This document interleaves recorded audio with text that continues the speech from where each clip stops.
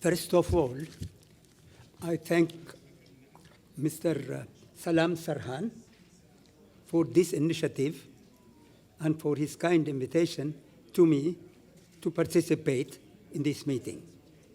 I also thank very much the chairman of the board, Marcia Wiras, and all the members of this organization who have made this meeting a possibility. The topic to ban political use of religion is a very important issue, and that is why I made this particular trip to participate. However, right at the outset, let me explain something. We do not mean that political persons cannot be religious. I grew up in a country where the emperor of Ethiopia was a religious person. He used his religion to do good, to expand peace and education. I wear a watch that King Hussein gave me. I had great respect for him. He promoted peace between Jews and Arabs. I wear a medal that the King of Sweden gave me. And I know the King of Sweden runs a country as a leader, as a religious political leader, a country that is against war, against warfare, hate, that has contributed greatly, in fact, to development of education and economic prosperity in a country where I grew up, the country of Ethiopia. It is my understanding that King Mohammed of Morocco also is a man who is promoting peace between Jews and Muslims. Therefore, in short, when we speak about banning the use of religion, politics, religion, I don't think we necessarily mean that a political person can be a God-fearing religious person.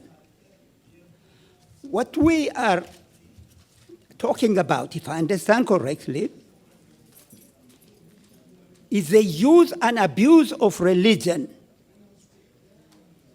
to hoard power, money, to do evil, to fight, to kill, to destroy. And that, unfortunately, has happened. Many years ago, I've been lecturing all over the world on the topic of religion and peace. Then, at the World Parliament of Religion in South Africa, I decided it's not that easy to talk about religion and peace. So I called it religion and warfare. So what we have to look into and examine and explore and find a solution for is this evil action where religion is being used for political purposes. In Latin, we say, abusus non tollit usum. The abuse does not destroy the use. The use of religion is important, but unfortunately, religion has been used at the Council of Nicaea in 325 to promote warfare in which thousands of people were killed. The Malkites in the 6th century in Egypt and the Copts used religion and politics, King of Parthian, in which many people were killed. The Crusaders, who declared Deo Voluntas, God wills it, used religion, and in which many people have been killed. The 30 Years' War in Europe was inspired. The Protestant-Catholic fight was a mixing of religion and politics. In our own time, we find ISIS and other political organizations throughout the world. In India, the Sikh, the Hindu, the Muslims have been using religion and politics, mixing them and causing world conflicts. The statistics of the conflicts that is based on religion is unbelievable. Some years ago, I read an essay about 300 wars going on in the world, only about 15 years ago. And it said, out of the 300, 75% of the conflicts had religious overtone. Now, there are some people who say the cause of conflict in the world is bad governance. I think Robert Hawkins and Kate Summerand have written an article about this. Maybe it is true. Of course, bad governance can cause a problem. Retired General William Nash claims that conflict boils down to money, economic issue. Yes, that's also probably true. But in the Institute of Contemporary Studies, it was said wars today rarely are started by poor and marginalized people. So it is not that easy to say the cause of conflicts is simply money or bad governance. Indeed, as Judy Shelton has pointed out, most of the conflicts in the world today are not started by poor, hungry people, but by rich people. And those are people who have some kind of a religion. Religion has played a very, unfortunately, central role in promoting conflict, death, and destruction throughout the world. As I mentioned earlier, out of 300 conflicts that were listed about a dozen years ago, almost 75% had a religious overtone. Therefore, what the ban political use of religion recognizes is this abuse of religion for selfish reason, to do evil, to fight, to kill, and to destroy. It is my great hope that at this meeting, we'll come together to understand and to distinguish the proper use of religion to promote peace, love in the world, and to move forward in a world in which religion is no longer the tool for causing conflicts among people and war.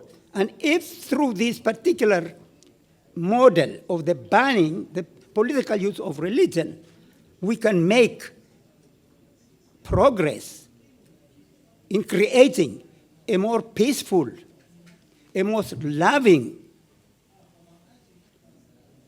and economically developing world, then I'm all for this. And that is why I have personally come here to this meeting to support the idea of distinguishing this particular problem where the mixing of religion and politics, like fire and oil, has caused historically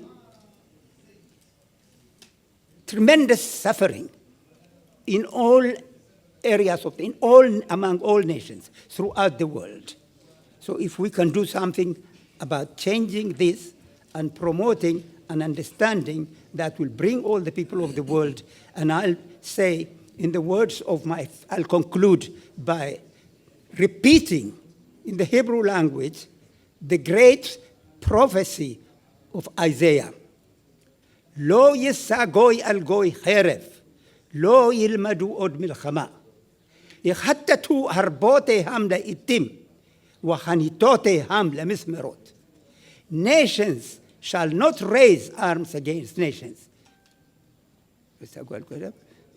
They will destroy it's actually written, they will stop using weapons, they will beat their swords into plowshares and their spears into plowing hooks. And also, the same prophet says, Wagar ze'evim keves, wanomerim gadi yirbos. The lion would lie with the cow, the sheep with the wolf. The day will come, a child will put his hand into the snake pit and nothing will happen. Because the world is flooded with the knowledge of God.